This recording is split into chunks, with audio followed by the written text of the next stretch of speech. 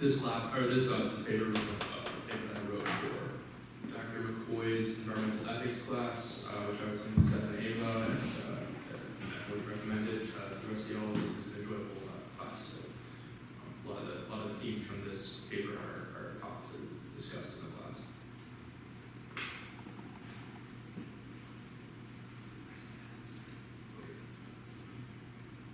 The title of the paper is Beyond Wildness, Rousseau's Aesthetics of Nature. In contemporary environmental ethics literature, certain philosophers have critiqued the concept of wildness as suffering from vagueness arguments and being an artificially constructed category. A prominent proponent of this view is William Cronin from the University of Wisconsin-Madison.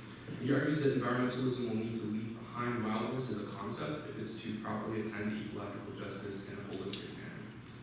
He connects it with its corresponding concept of wilderness, or the sum total of all that is wild in nature. Here's a quote from him. Wilderness embodies a dualistic vision in which the human is entirely outside of the natural. If we allow ourselves to believe that nature to be true must also be wild, then our very presence in nature represents its fall.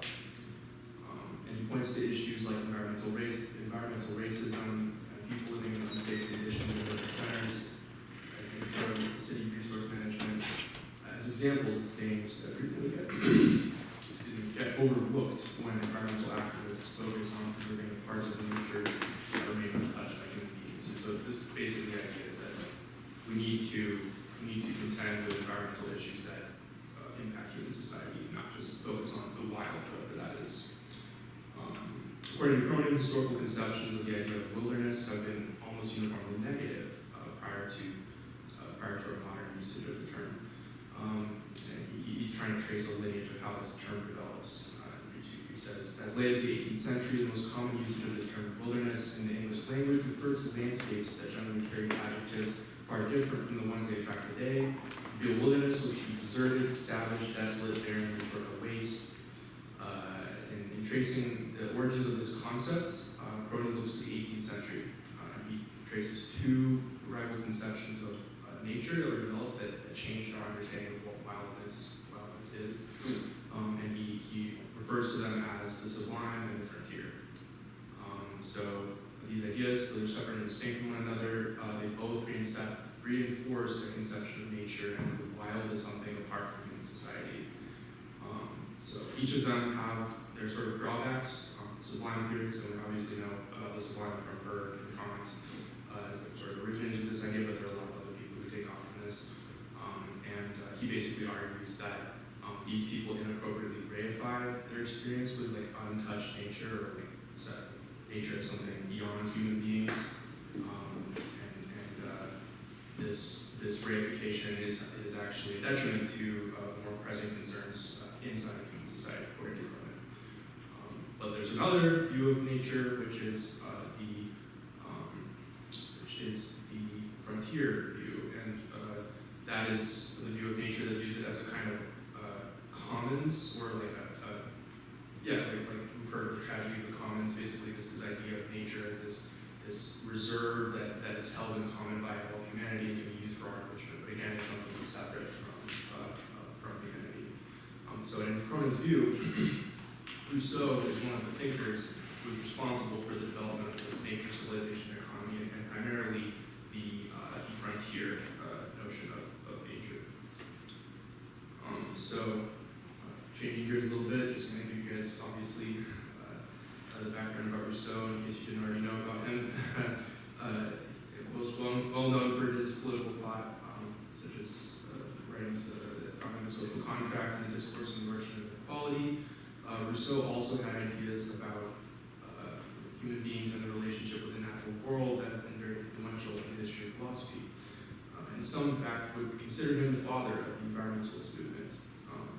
It's widely understood that Rousseau was a major influence on the European Romantic movement. He also directly influenced American environmentalists through the works of William Wordsworth and Samuel Taylor Coleridge, and then after them, Emerson and Thoreau, of course.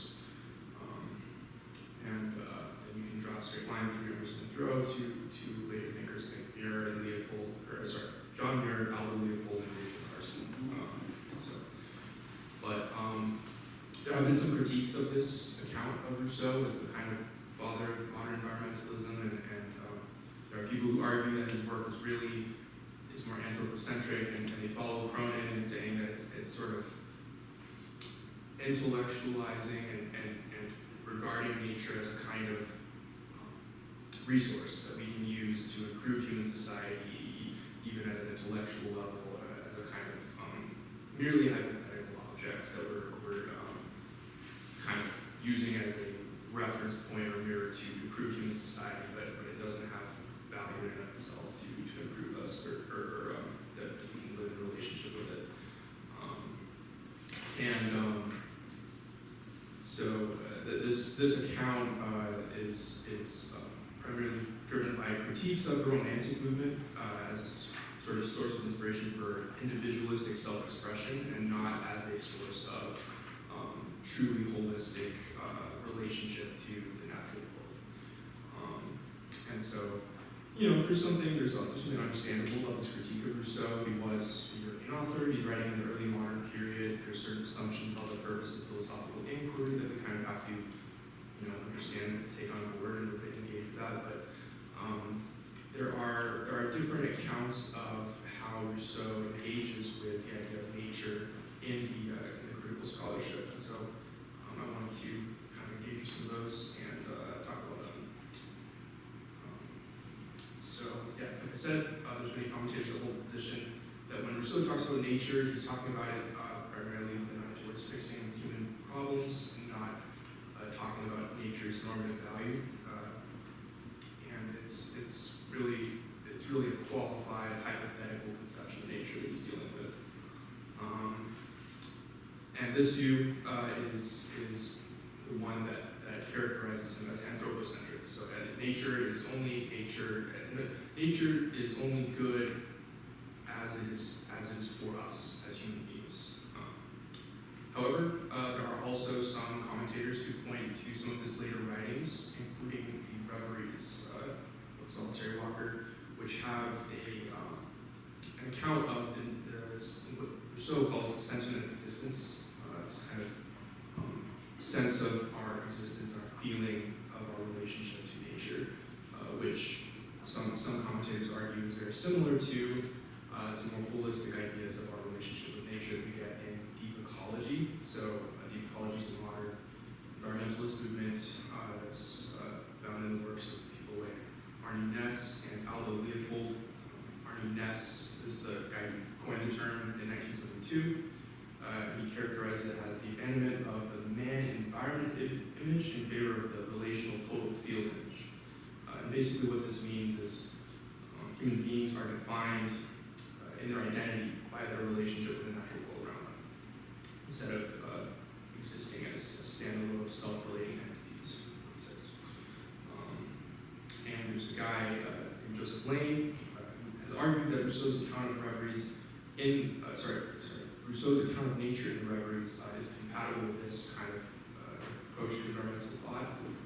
Quote here, these writings, the Reveries, and similar forms of nature writing are distinguished by normative claims that are based in the author's experience of what Rousseau characterizes as reverie, the blissful loss of consciousness of the self, and the awareness that the self is a part of the all-encompassing whole.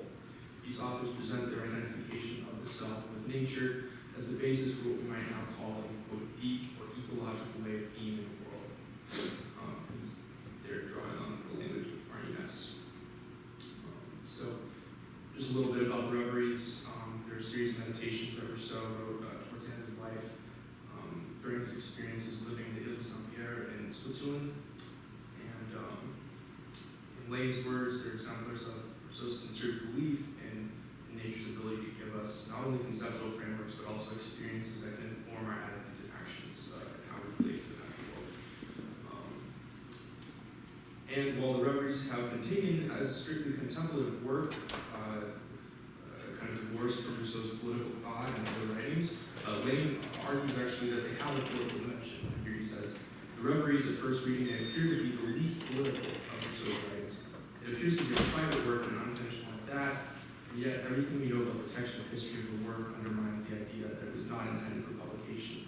This suggests a certain limited political project for Rousseau's ostensibly apolitical ruminations. So this is an important point, I think, for Rousseau and for his work, because a lot of times people kind of disconnect his political work and his writings on nature and his writings on human nature specifically. And so we'll get into that more later in the paper. In this sense, the Reveries can be seen as a precursor to other contributions to the genre of nature writing, specifically to Thoreau's account of Walden, where he similarly isolates himself in search of an experience of unity with the natural world, which, while it's necessarily a solitary effort, has the ultimate goal of producing a written account which can affect the outlooks and attitudes of its readers. There's another guy, Steve Van der Weyden, who's also drawn on the Reveries to argue that Rousseau advanced a holistic approach to nature with political implications. But what I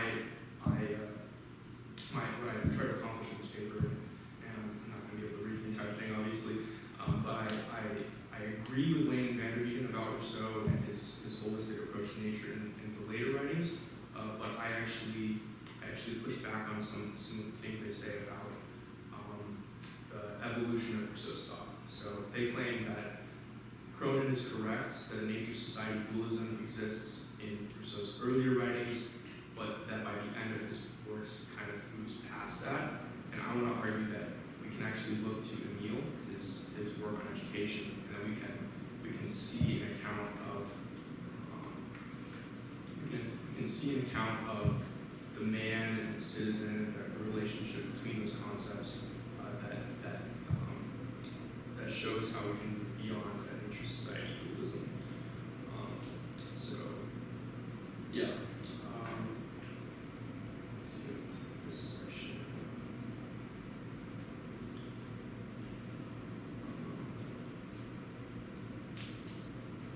So I think the first thing to foreground is Rousseau's concept of ascendant existence. So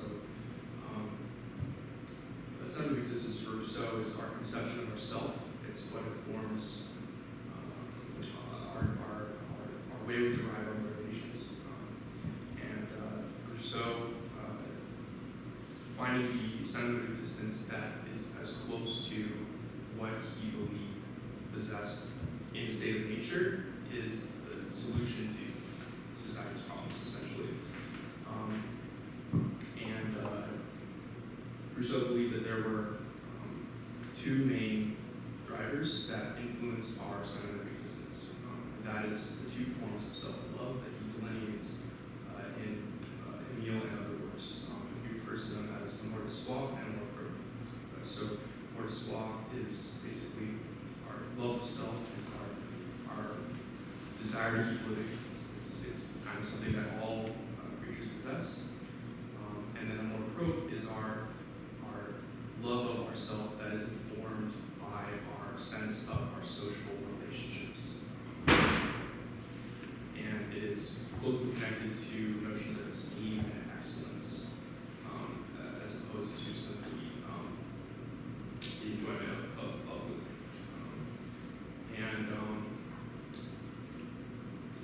There's a lot of, I think, misunderstandings about what Rousseau was trying to say about these two forms of self-love. Basically, a lot of the commentators think that Rousseau's goal is to completely eliminate amour propre. He's trying to say we need to return to amour de soi, that this is the only form of self-love that is healthy for human beings, and that we need to have a sentiment of existence that is solely informed by amour de soi. But I think that this is a mistake. I'm going to skip over a few things here. There have been increasing number of commentators in Rousseau scholarship known as the revisionists who push back against this interpretation, and they basically argue that you can look to Emile as a work that is oriented towards the goal of transforming amour propre as Rousseau saw it. That he thought that human beings do need to have a sense of themselves in society, and that this sense of their self in society can actually coincide with a normative notion of the whole, or the normative notion of human existence as humanitarian.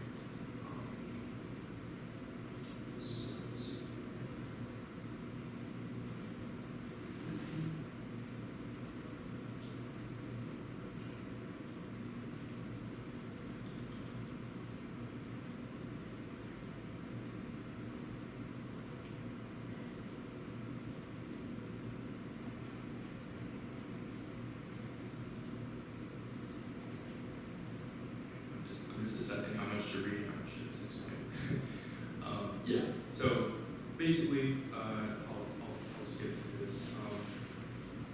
I think that the main thing that I was noticing was that Lane and Van der Eden, these Rousseau scholars, when they're writing about Rousseau's earlier writings, they think that he is trying to develop a theory of human society that is necessarily in tension with the notion of normative wholeness. So man in the state of nature for Rousseau is singularly motivated by Moore's law, according to them, and when he enters society, he's also motivated by a more growth. This leads to a kind of disunity, a splitting of itself, if you will. And for them, Rousseau is pragmatic when he is dealing with human beings as they live in the state of society when they have more growth, and he simply creates social structures that are oriented towards dealing with the problems that arise from the more growth, but he doesn't believe that human beings in society can live in a state of wholeness with nature and have a sentiment of existence that is aligned with their natural self. But there are some interpretations of Rousseau's account of human nature and citizenship in Emile that argue that the account of aesthetics that we get in Emile is a central concept in unifying the human subject. So we're going to go here. Let's see. All right, so I'm going to read this last section. In his analysis of the importance that the reveries holds for Rousseau's status as a nature writer, Van der Eden emphasizes their aesthetic dimension. Further genesis of a value claim for wilderness arises through a poignant natural aesthetic developed largely as their works, the reveries. Rousseau develops his most compelling thoughts on the aesthetics of the natural environment and man's relationship. In the reveries, and man's relationship to it, In the reveries, Rousseau describes the aesthetic experience of observing nature as providing a feeling of natural wholeness which calms the passions. The observer of nature walks about, wanders freely from one object to another, examines each flower with interest and curiosity, and as soon as he begins to grasp the laws of their structure, he enjoys in observing them a painless pleasure as intense as if it had cost him much pain. In this idle occupation, there is a charm we feel only in the complete calm of the passions, which then alone suffices to make life happy and sweet.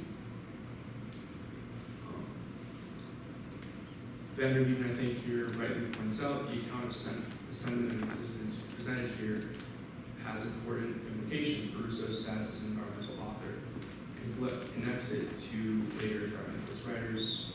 However, while the account of natural beauty and its connection to the sentiment of existence and the reveries is noteworthy, there's also treatment of aesthetics in Emile.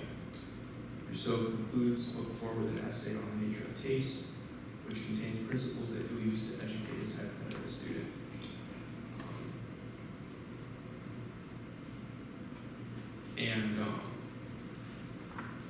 Basically, like what he ends up arguing Rousseau and Emile is that there's different forms of taste. There are forms of taste that are informed purely by our sense of what other people find to be beautiful, and these are artificial tastes. And then there's our sense of taste that is informed by our natural attitude, our attitude towards nature, our attitude towards what is beautiful in an immediate sense. And he believes that the more that we develop our tastes to match this natural standard, the happier and healthier we'll be and have a better society. But there's a kind of a paradox here because what is taste if not a social faculty that we have to necessarily, if we want to describe the objects of our taste, we have to share them with other people. We have to tell other people what we find to be beautiful, and so there isn't necessarily a social dimension to that. I don't have time. What some Rousseau scholars have argued, and primarily this guy at the University of Edinburgh, Jared Hawley, whose work I rely on in the paper, have argued is that we can take Rousseau's account of aesthetics and the transformation of our taste and our sense of what is beautiful to be actually the cornerstone of his transformation of Mark into something beneficial for human beings. The more that our tastes are informed by what is natural and what is found in nature, the more we'll be able to live in harmony with our fellow man and also with nature. So yeah, that's my best account of the paper.